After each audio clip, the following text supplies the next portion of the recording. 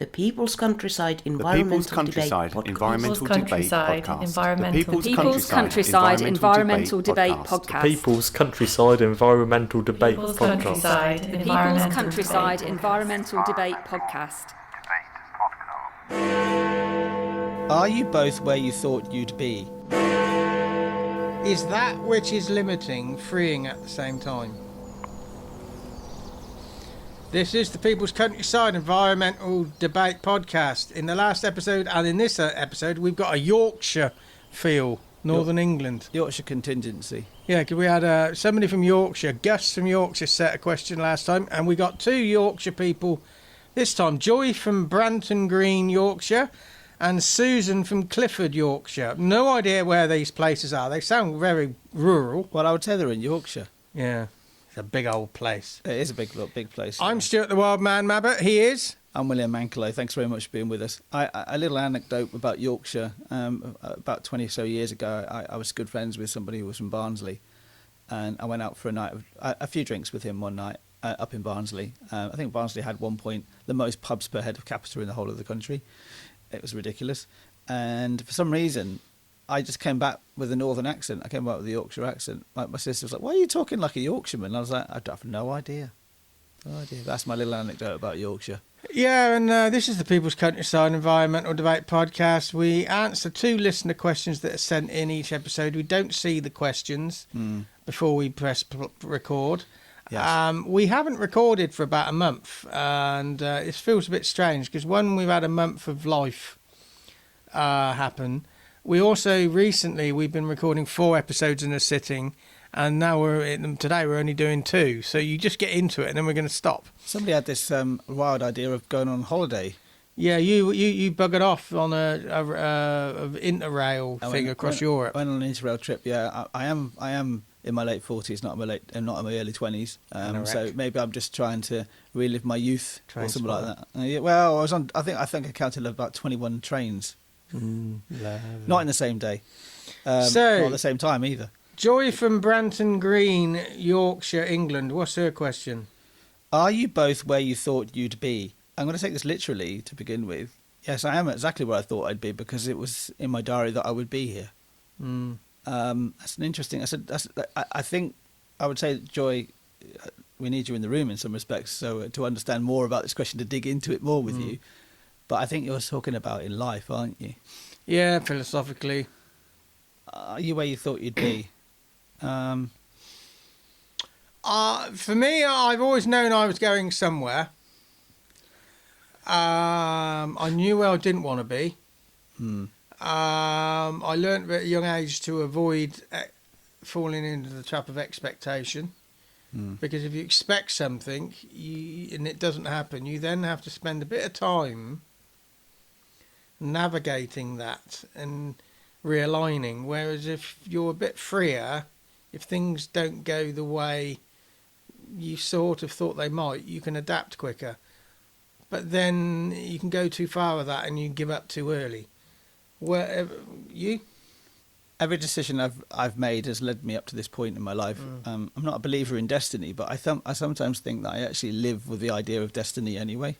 That you make a decision based upon the information you have in front of you, and then your life goes off in that direction. We talked about, there was a question recently about being on the path and off the path. Actually, I think it was the question that Steve from Cambridge sent in. That straying off this path of yours. Well, if you stray off the path, that becomes your path. Your path in life is the path in life you have.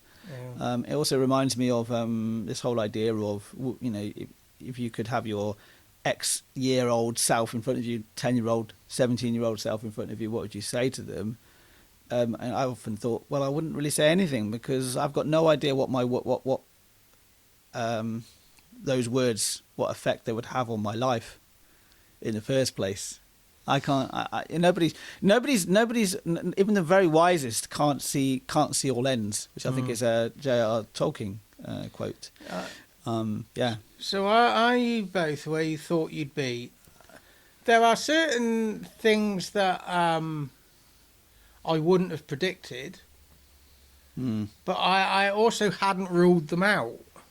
Right. So I didn't expect to be sat in a wheelchair, but that doesn't mean.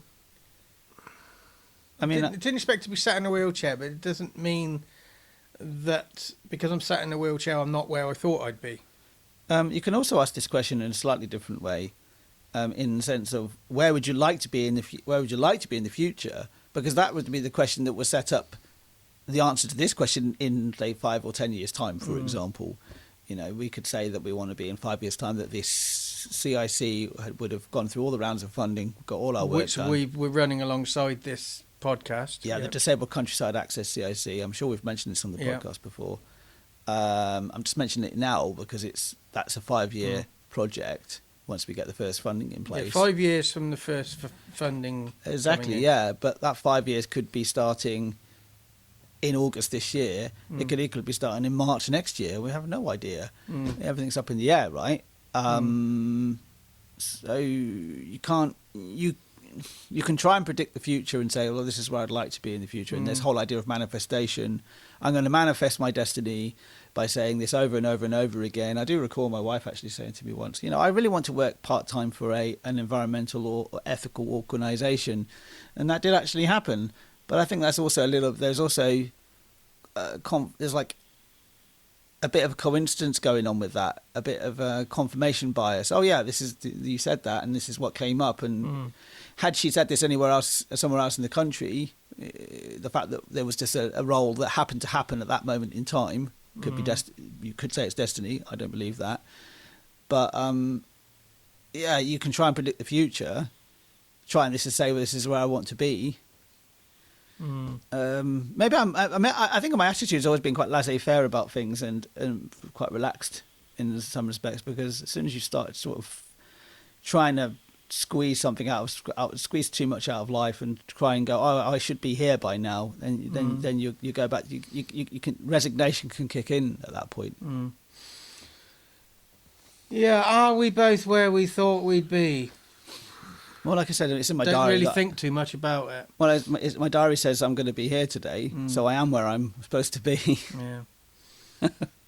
Okay, next question. Susan from Clifford in Yorkshire, England. I'll read this one. I haven't read one for ages. Is that which is limiting freeing at the same time?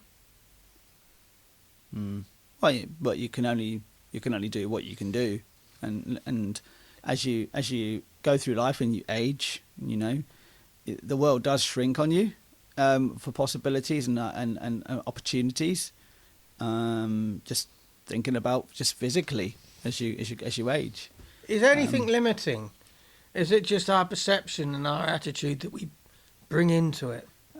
It's almost like you can maybe I would say it's freeing because you have less options. It's a bit like if you walked into a restaurant and the restaurant had 50 items on their menu. That's quite overwhelming. And then if you go to another restaurant, they have 4 options, and you're like, well, actually, this is more limited than that menu there, but it's much clearer. I can understand this a lot more. I'm going to go for that one. As long as they're 4 very different things. Sometimes. Yeah. So if it was 4 of the same very, very bland thing or very similar thing, it's like, well, that's lack of imagination. Yeah. We can have structures. Some people find those limiting. In some ways they are.